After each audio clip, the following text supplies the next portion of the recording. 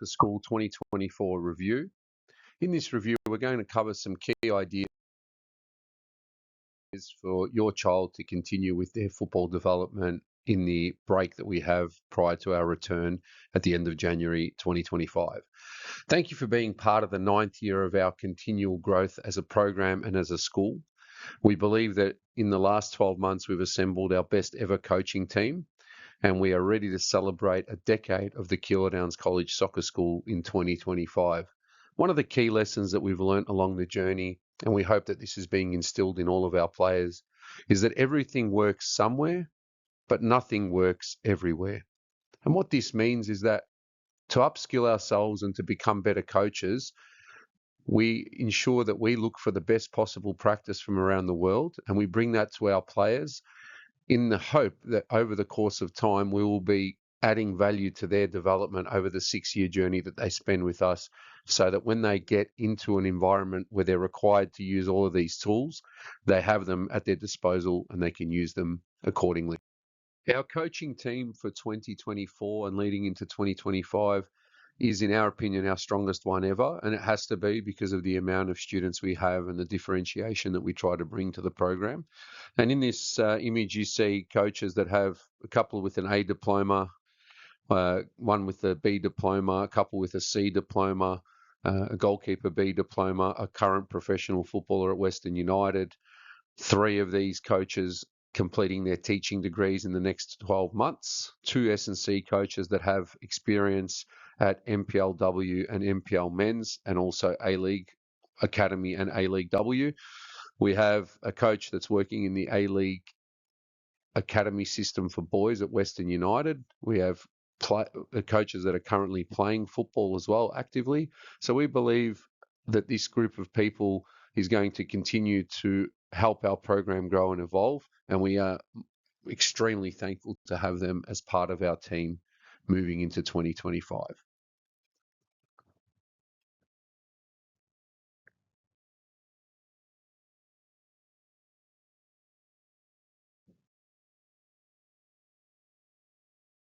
With our coaches, we've been able to continue the development of our development phase model, which breaks our program into 4 tiers based on ability. And this program has continued to grow as our playing quota has grown, and hopefully as we continue to adapt and apply the knowledge that we're learning as teachers and coaches, we will see continued growth and development in our players. So we've got the foundation development phase, which usually begins at year 7, but sometimes can continue into year 8 and 9, depending on when each student has began their, we'll call it, passion with the ball. Then we move them into the intermediate development phase, where that technical foundation has already been laid, and we can continue to challenge them with different games and activities to develop these skills under pressure.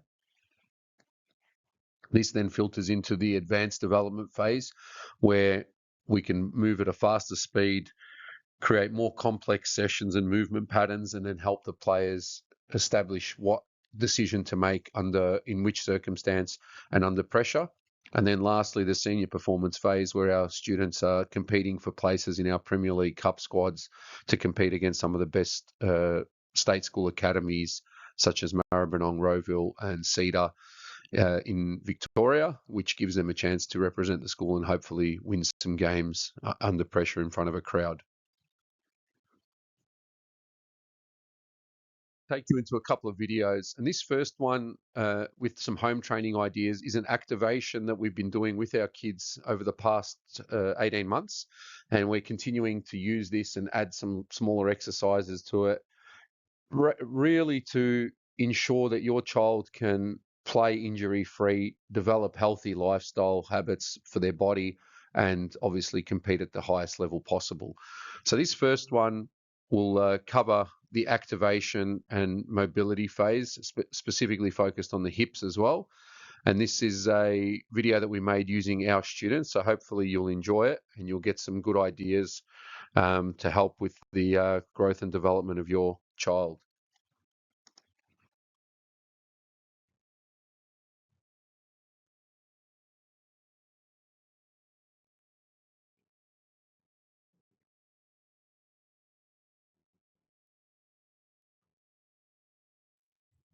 Welcome to the Keilor College Activation and Hip Mobility information video.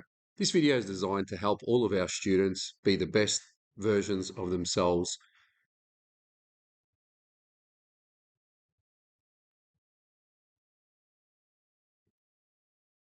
Why have we decided to do this video? We believe it's important to create an athlete that is durable, that has a strong lumbar, that they can actually squat properly, that they have the mobility to push themselves hard in sessions, and of course, that they can continue to play football and sport for the rest of their lives. We start our sessions with dead bugs. This is to activate the transversus muscles and also to make sure that the core is ready to go for some exercises. The key here is to keep the heels facing towards the ground and making sure that our trunk is active whilst remaining stable with our neck and our shoulders. The next progression is the dead bugs with alternating arm and leg. And with these ones, stability and coordination is very important to be able to reach out as far as you can behind your head and continue to alternate your arms and legs. And the reason we do it with movement is because the sport that we play has a lot of movement and a lot of opportunities to be pushed and tackled. So all of these muscles need to be active and working to avoid injury and to increase stability. We then move into hip thrusts, where we keep our heels planted and as close to our glutes as possible. And with these hip thrusts, you want to push as high as you can to ensure that you fully raise your torso off the ground and work the glute muscles that are sometimes inactive due to the high level of sitting that students and adults do these days.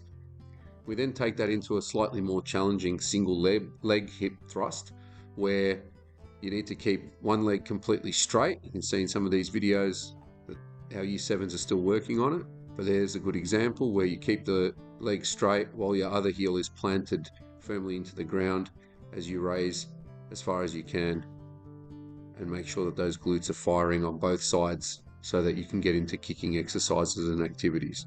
Again, the leg being as close to the glute as possible that's planted is very important there for stability. We then take it into a kneeling hip flexor stretch, and this is just to open up the hip flexors and make sure that our range of passing is not affected by tight muscles in this area. So the forward lean and raising the arm helps with stability and with balance, as we can see here in this part of the video. We then take it into a hip opening, where we add a twist to the exercise and looking up towards the sky as we raise our arm up, keeping our opposite arm straight on the ground to give us stability and balance. This is another important exercise to get our obliques working and ready for action, change of direction and deceleration in football. You can see it here on the other side, where it's really important to raise the head over, open the shoulders as far as you can to increase the mobility in the joints as well. Following this one, we get into an adductor side lean stretch. And in this one, there'll be some swaying back and forward as we open up the adductor muscle. And again, stability and doing the exercise slowly is very important here so that we can develop good habits and good behaviors to keep our players on the field for as long as possible. The last of the lunge series is a kneeling lunge, where we turn our back leg 90 degrees. And again, this allows us to open up a little bit deeper and also change the angle to create a little bit more movement and mobility in the joint.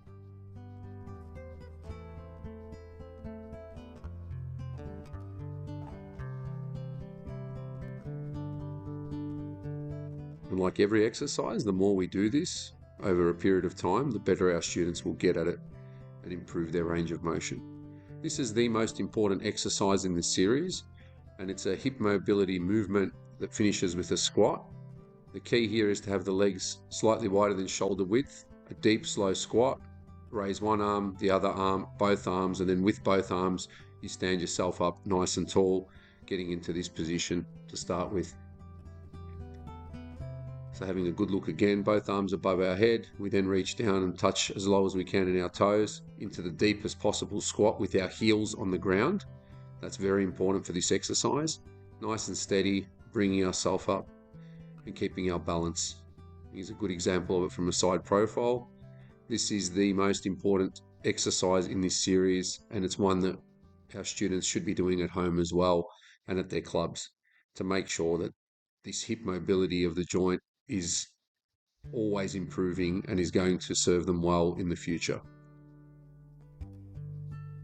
You can then add these exercises to the end of your session. So this first one is a squat with the ball close to the chest, which makes it quite difficult to get down low. But as you can see in this video, the players are able to do it. The next one, they put the ball in front of their eyes straight ahead. So ball straight ahead, looking at the ball, and then squatting deeply again. In all of our squats, we keep our heels planted on the ground as much as possible so that we can form good habits for later. The last one of the squat series is the squat with the ball above the head. And in this one, you're keeping the ball high up above your head, arms straight, and then squatting down and keeping your balance. We then add some individual lateral twists just to make sure that there's some mobility and movement in our torso. And then we'll show you how you can turn this into a little activity later on where they can partner up and do some work. But again, all of this can be done with the ball, and it only takes a couple of minutes to get ready for a session. Then heads into back mobility, so doing some little twists underneath, sending the ball from left arm to right arm as it goes through our legs, and making sure that our back is nice and loose and ready for exercise and activity. A good little coordination exercise as well. We then take that into the partner twist and swap, where they have to coordinate their movements and time them well so they can hand the ball to one another as they twist. And this can be done competitively to see who can get the most in the space of 10 or 15 seconds, or it can just be done as a fun activator. We follow that up with an over and under ball swap, where the ball travels underneath and above. And again, coordination and timing is very important in this one for it to work well. And also coordinating the speed of movement is very important. So this one's a good little exercise to finish off, to get our players ready for whatever we're doing with the ball. And that is a little activity where the person that's holding the ball has to react to their partner stealing it and try and tag them to get a point. When they get back, they swap over roles. And it's a quick reaction activity that also gets the body moving. You can also do the sneaky shoulder, where you go and tap someone on the shoulder and then try and escape them. So as you can see in this one, once the coach says go, they're free to tap the shoulder, and then the reaction is to go and chase. You can make this as long or as short as you need. We suggest at least 10 meters to get high acceleration in there. We then take that into a balance and stability game where the players are trying to keep their balance on one foot and push their partner over using just the palms of their hands against one another and then hopping around. You can change the legs after 5 or 6 seconds and keep it rotating that way. Always a fun, energizing game.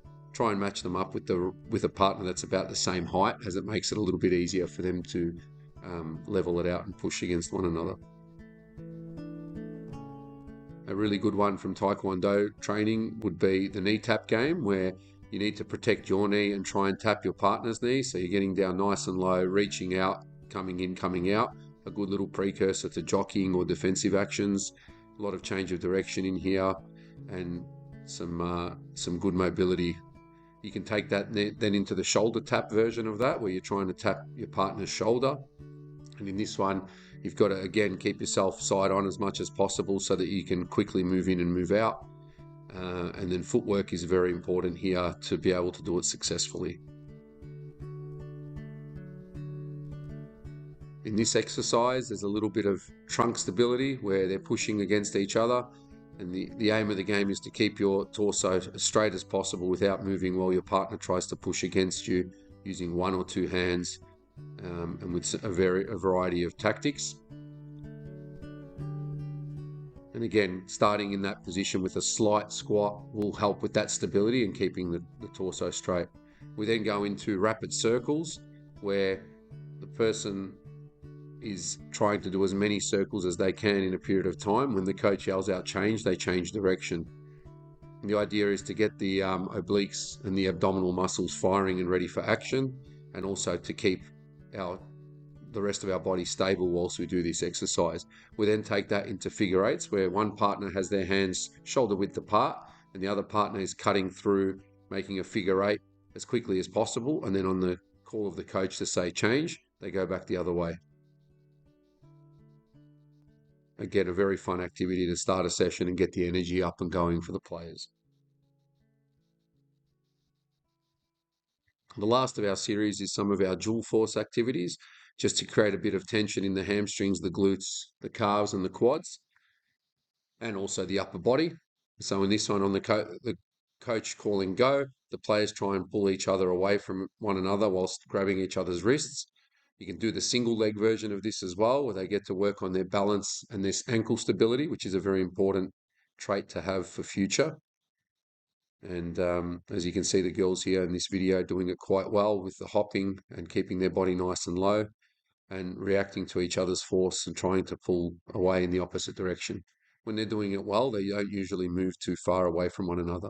And the last one is the shoulder push, where you're trying to apply the force to your partner's shoulder and move them backwards whilst you maintain your own position there and get some leg power in just before we start the session.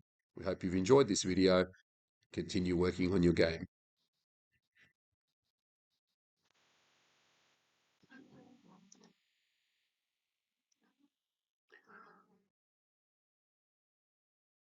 So those pre-activation ones are things that the kids can do at home with well, some of the things they can do on their own, and obviously with a sibling. Really good habits to get into, and I strongly recommend you try them as an adult as well, because a lot of those movements are really, really handy in our more sedentary current world that we live in, where we're not maybe activating our glute muscles and getting our posture aligned as much as possible. So I challenge you to give it a go, and please feel free to reach out to me and let me know how you're going with that. The next video is designed to give some examples of conditioning and just something that I used to do as a youngster. So I kind of invented this when I was about 18. So we're going back a couple of decades now. And it was just part of preseason, just using the logic of what's required of me. Back then I was a striker and then later on a defender and then finished off as a midfielder, I guess, in my career. But I kind of just thought to myself, well, what are the movements that I need to be good at in order to perform the best in my position and in the game. So I sort of invented this little running program just using my local area, no GPS required. You can have a stopwatch just to see how long you're doing it for. And it's just based on the proviso that we know that most football actions are still less than 6 seconds in duration when they're fully done at top speed. So what I invented, I call it letterbox running. So basically, this is just a street in Taylor's Lakes, just sprinting at my maximal speed from one letterbox and then walking to the following letterbox, or in a really slow jog. And the reason behind this is that once you've sprinted, you need to decelerate quickly in a game. You can use the jockey position as well to help this, because at the end of the day, when I run to a contest in a game, I need to be prepared to do something when I get there. So either I'm closing somebody down or I'm running into the box for a finish. I sort of just created it, as a child, when you don't have so much technology available to you, you come up with different ways. But it served me well for a long time because I didn't have very many injuries throughout my 21 or 22-year senior career. And you can basically just tweak it to suit you. So a little check off to take off um, before you accelerate. You can add a ball into it if it's safe. So obviously you've got to check driveways that are coming around, cars that are coming out of their driveways. And you can do many different things with it. You can sprint 2 letterbox lengths if you want to increase the speed and the distance, and you can walk one. You can do it backwards a little bit to take off and then a twist. You can do a jump header. And then basically use this as a bit of a guide to give you some conditioning before you go back to club football, or even in between your club sessions, just to help develop some sort of a base. They don't have to be extremely long, but they are extremely taxing on the body. There's just some adaptation ideas. So adding the ball in, you can run 2 lengths to open up the stride, do a header or a volley and then take off. And always try and run in a different direction on a different road, because it just makes it a little bit more entertaining. It's not the most, I would call it, engaging activity, but it is an extremely effective one and doesn't require any tech to do it well. Last video is one that I made several years ago for the program for the students, and it's basically an idea or some ideas to use a wall to develop some technical skills that are going to help you in the game. So it was designed, I think it was in 2016 or 2017 at the school, and there's just a whole heap of different exercises that you can do. And the key here is actually the repetition and the focus on the task at hand. So in this one, you can see that I'm trying to keep the ball flat, even though it's on concrete and it's a normal soccer ball. So it's going to jump up a little bit. But just adding a variety of touches, taking the ball across the body with the inside of my foot, moving it across, and trying to keep it in a rhythm and a balance. So that if you hit the ball with the right ball speed and the right part of your foot, it's going to come back to you nice and flat. Even in this video, you can see that the ball bobbles up from time to time because I haven't hit it in the right spot. So using the outside of the foot to take the ball away from pressure, rolling it across your body, using the sole of your foot. All of these skills do come in handy in a game. And if you don't have to keep your head down looking at the ball because you've done them that many times that they become automatic, it does make it a lot easier to play the game. So this kind of technical work for me never goes out of fashion. And it's actually quite it's a relaxing feeling to play with the ball on your own and just see how the ball spins when you hit it, see how your technique applies. This is using the outside of the foot, so striking the ball across my body. Kids will call it a trivela. We didn't have that phrase when we were playing. But the follow through action is important. Using both feet, again, when you're using a wall. My theory is you should use your left foot.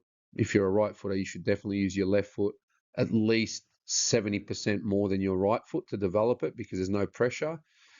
This is a really important skill for players that are playing in midfield or wingers where they drop in to meet the ball and they let the ball run across their body before taking it out with the outside of their foot.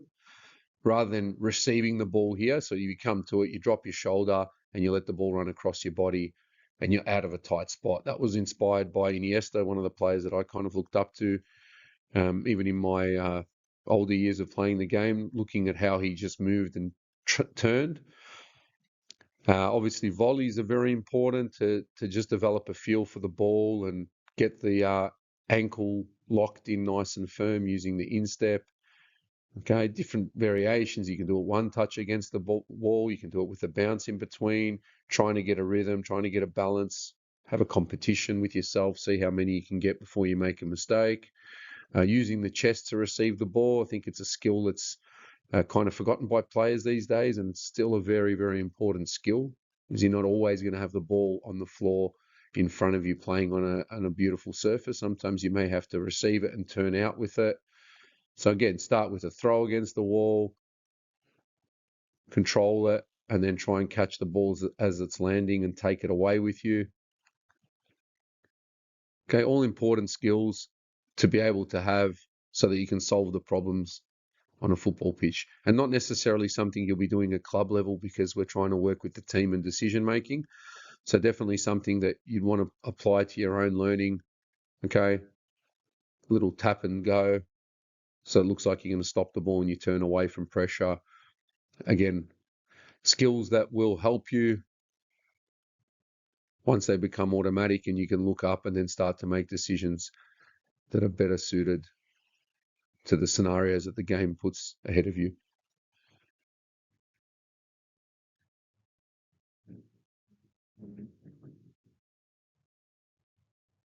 So this one we call a two-touch turn. And again, there's a little bit of running in this as well. You can do it at speed. Once you get the rhythm and the feel for the ball, you can start to sprint it. Obviously, this video has been slowed down to just show some of the activities that you could be doing.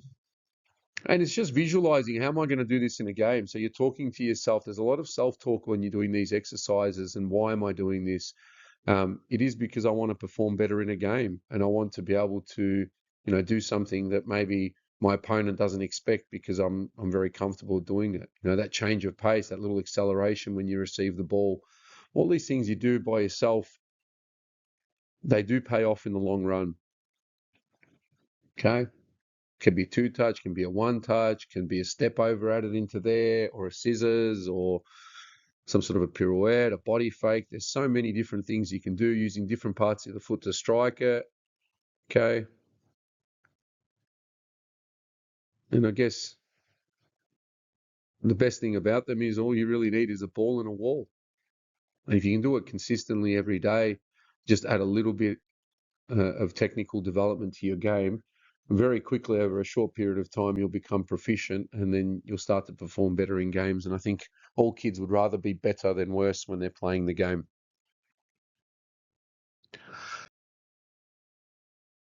And so the final word from us as we go into our long break for the summer holidays is that if it is to be, it is up to me. Essentially, we've given our students, your children, as many resources as possible. We've tried to give them positive examples in the classroom, on the pitch, and with our Microsoft Teams page. All of these videos can be found on there as well as on our YouTube channel. We've made all of this stuff just to help them and to give them ideas. And at the end of the day, it really is up to the individual on how much time they want to spend with the ball and how much time they want to spend on themselves to make sure that they are at their absolute best. It's a really short window of development, especially in the youth space. We're fortunate that we get your child for 6 years, but 6 years passes really, really quickly. So please make the most of it. Feel free to reach out with any questions that you have. Enjoy your break and enjoy playing the world game. Thank you.